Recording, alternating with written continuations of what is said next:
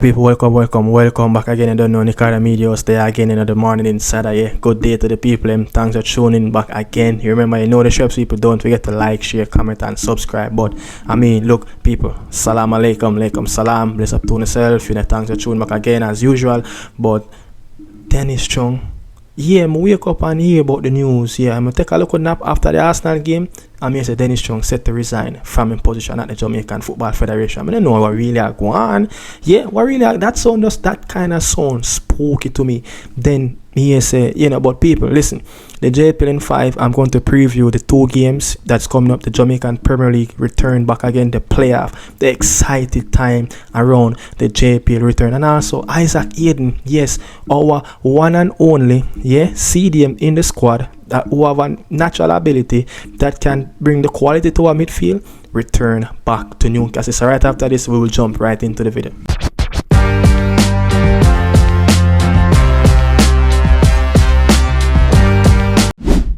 Look, I just want to say this, man.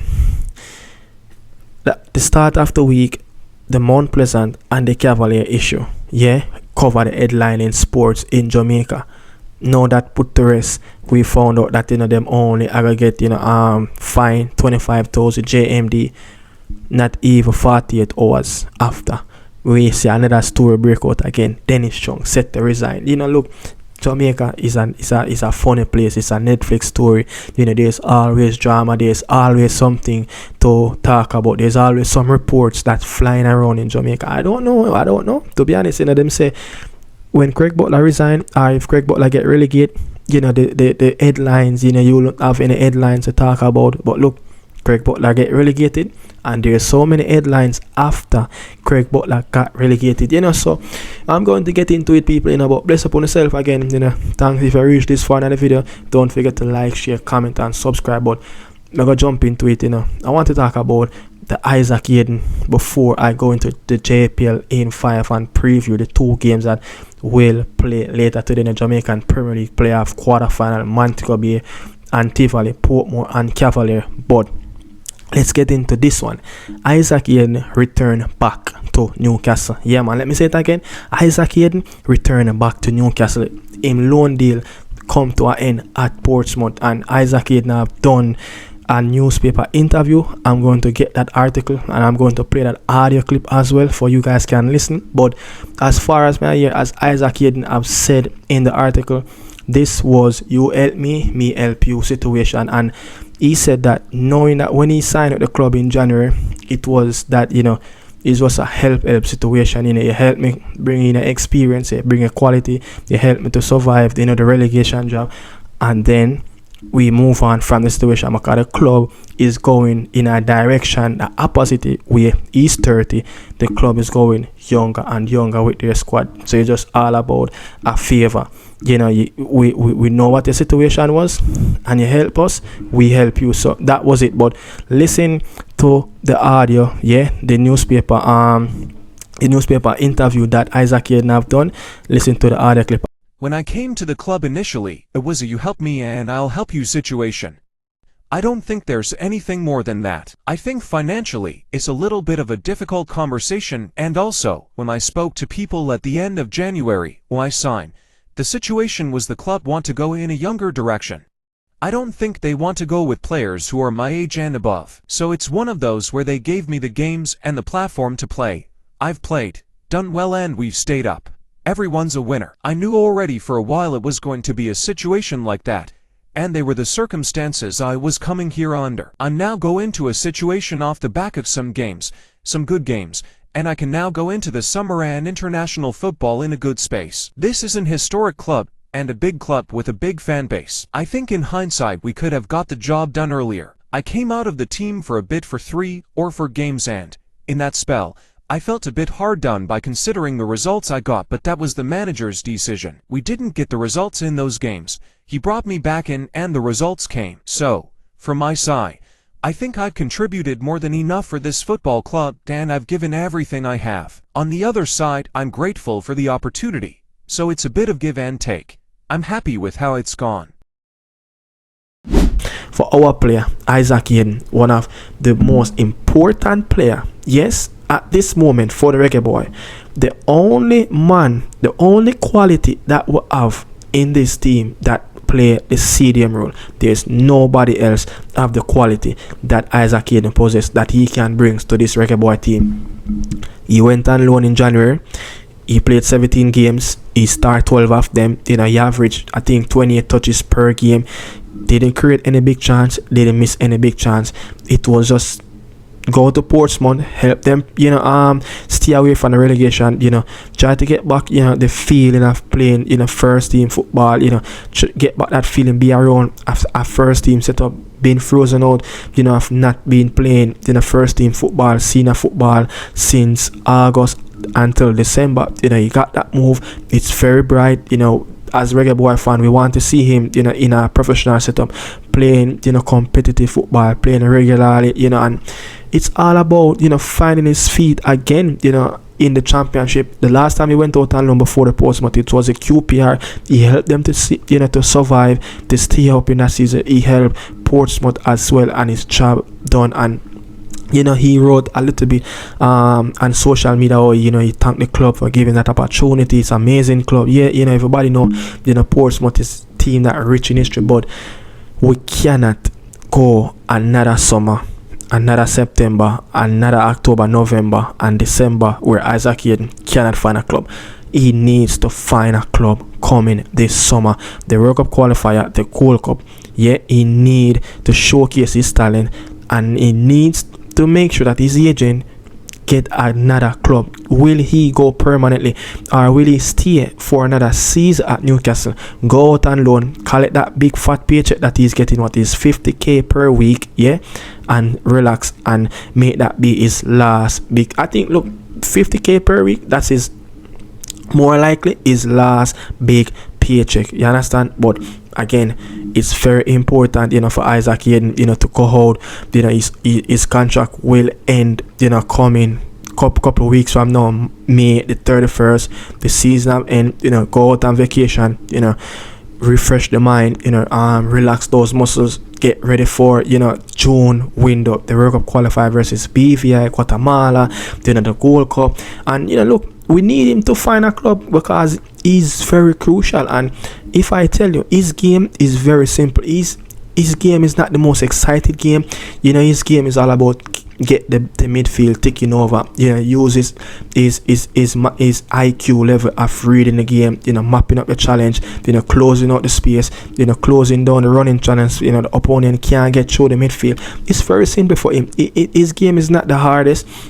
His game is not the more excited game where you go say wow, but he's very crucial to this team. It's all about what he will bring in this midfield as a six. Been crying out for that six. Now we got that six. Can we get that heat to play alongside him? Jonathan Russell, for me, is still that man need to play alongside Isaac Hayden. Someone that will bring the physicality, someone that will bring a little bit of athleticism in that midfield. Someone that will bring that aerial presence and that box to box, that V12 engine from the final third to the defensive third, go up and down. And then you have another player like Lewis Baker, someone that will spray the passes all around, someone that will bring a vital piece, or you say a vital component to the Reggae Boy team, the set piece. We lack quality set piece when we have so many physical players that very tall, 6'1", 6'2", 6'3", but the balls in the box keep coming in and hit the first man at the post. We need quality service in the box. He's a man that can whip the ball in both feet, bam, right foot, bam, left foot, 50-yard pass. He will be our pass coach. So I just think getting that right player alongside Isaac Hayden will get the best out of him. But you have to bring the right pieces around him that will help to complement this game. But as I said, Isaac Hayden will return at some point. He will return back to Newcastle, but it's all up to him to find another club, because this is a World Cup year. We need him to continue to play first team football. Will he stay in the championship? Will he get a permanent move in the championship? If you ask me, it wasn't the best season at Portsmouth. he struggled. I think I watched like 5 to 6 game, Portsmouth, in the championship this season. This season was all about, finding back his feet, finding back that momentum, get back that match sharp, get back that match fitness, and get back that physicality of playing week and week out. He got the minutes. I think he averaged like 58 minutes per game. Look, he started at least 3/4 of the games that he played, and available for Portsmouth. So it was very simple.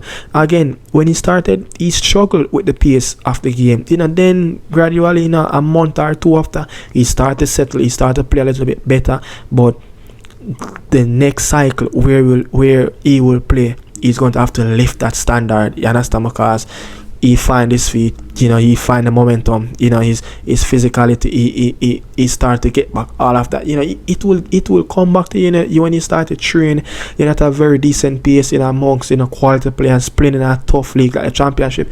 It will eventually come, so he's going to be crucial, for this Reggae Boy team. So people, that's it, man. I'm going to talk about the JPL in 5 right after this.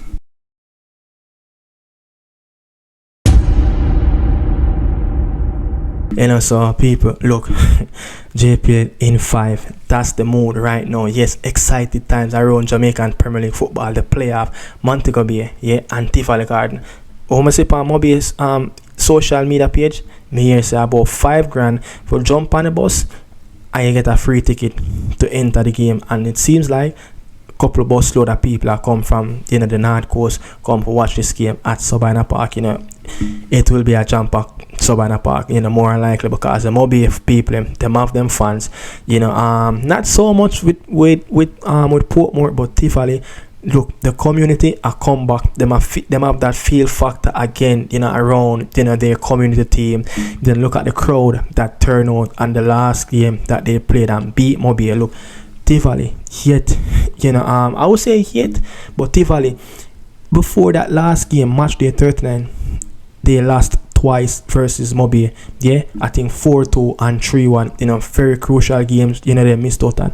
But Paul Tigat Davis, he only beat one top 6 club, and that was Cavalier on match day 38.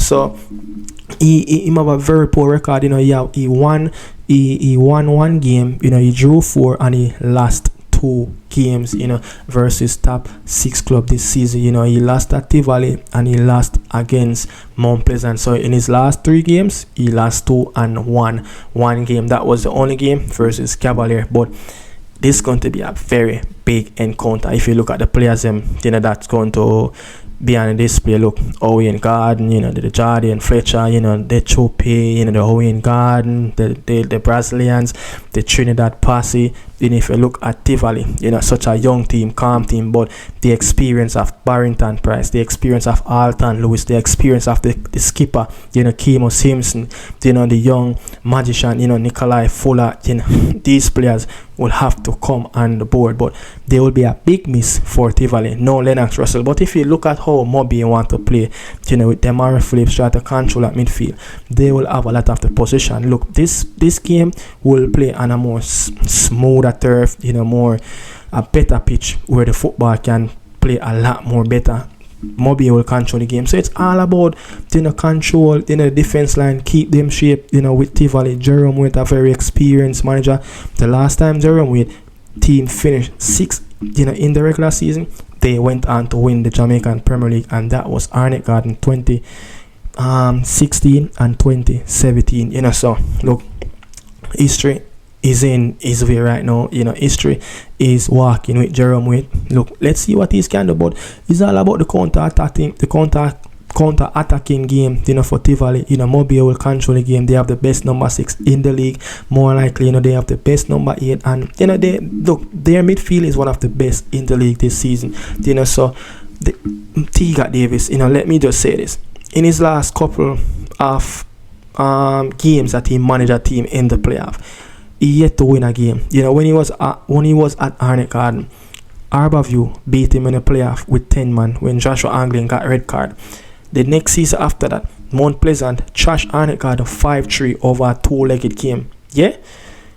he only won one game in the postseason, and that was a playoff game, and that was a third and fourth game. I think that was his last season when we beat Arborview in the third and fourth game. So he's not the perfect coach, in the playoff in his last job, but remember, he came in the off season, nearly 10 years ago, and he won the league for Montego Bay. I think 2015, 2016 when he beat Arnett Garden in the semi-final. So look, beat Jerome Waite already in the playoff. Years and years about this man have so much experience, Jerome Waite. So look, this Tivoli team, this team finished third last season, one of the highest scoring team in the highest scoring team in the Jamaican Premier League last season. Now, they are not so bossy. Look, they barely scratch them name into the top 6. So they are more the underdog team rather than last playoff. They got beaten by Watos. It wasn't really a good look for them. Meanwhile, Moby missed out on a playoff spot just by goal difference. So look, everybody have them highs on this game. I'm just trying to see if I left anything out. And if you look at it now, Tivoli this season, they are the lowest goal scoring team in the top 6. Last season, as I said, they were the top of the top of most goals scored in the Premier League as a team. And look, Moby, Brian Brown and Chanel Thomas, they have 23 goals combined between the two players. But the last time Brian Brown scored a goal, I know he has some injury issues in the past. Chanel Thomas have some injury issue in the past, but Brian Brown, the last time he got a goal, it was on March the 20. Chanel Thomas, the last time he got a goal, it was on March the 10. Those two players are very critical on what Moby want to do, in the final third. But Owen Gardner, the Jardine Fletcher, the Peter Lee Vassell, those players will be very crucial, especially Peter Lee, off the bench, come on, change the game. Moby have a deeper squad that can change the game. How much, Jerome Waite going to have to depend on his winger to play that quick transition game, the Fuller, no Lennox Russell, someone who scored in the last game. I think, Steve Clark, a very experienced player who won the Premier League for Arnett Garden. So, he have some warriors with him, some warriors that he know, so it's all about what will happen on the pitch later. But big game, Moby versus Tivoli. And also, look, Cavalier. Wow, Cavalier and Portmore. I think this will be a cage game, with Portmore, we say the second best defensive team, the worst goal scoring team in the top 6 this season. So, there's not much, to give and take from this game. But Portmore is not so bossy and farm. The last 5 games, they lost 3, and those 3 games that they lost, they failed to score. They failed to score in any of those games. And if you look at it now, Cavalier, the last 5 games, they have only lost 1 game, and that came against matchday 38 versus Montego Bay. So that was the only game they haven't scored in their last 5. So they're coming in this playoff with a little bit of fun. But then again, when you look at it, this Cavalier team kinda concede a lot of goals, just like how Tivoli, have conceded the gap between how much goal Tivoli have conceded more than last season.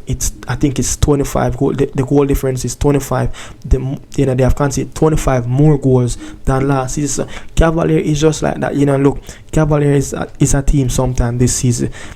They're giving away too much easy opportunity, but where the goals will come from this Portmore team. What transpired in the last playoff versus Arnett Garden, they failed. They scored 1 goal. Yes, they scored only 1 goal in the playoff. One of the game they lost 1-0 and they draw 1-1 in one of the game. So this team, it's a struggle. They will sit back. Cavalier team is more of a team that like to play, in the transition, like the hit team and the counter. How will they go up against a very low block team that love to defend? It's going to be crucial. The John Mara Calvin, the Busy Atkinson, they will have to do everything to break down this Portmore back 5. I don't want to say a back 3. It's more of a back 5. But guess what?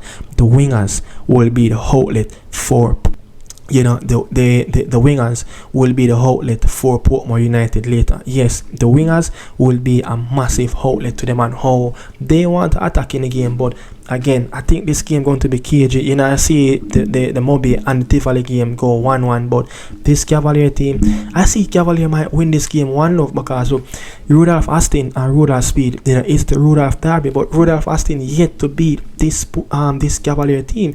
You know, so I mean, Cavalier have the better of the head-to-head between these two teams, just like Moby and Tivoli. You know, Tivoli just beat Moby in the very crucial game, the one that matter most. Can Jerome do that again and win the game that matter most and try to go 1 foot step ahead than what he did last season? Yeah, by fail to beat Waterhouse in last season playoff. Portmore is the next team. Can they do one more better and beat Cavalier and go into that semi-final and what they failed to beat Arnett Garden last season in the quarter-final? You know, so it will be a stiff matchup. It will be a cage matchup.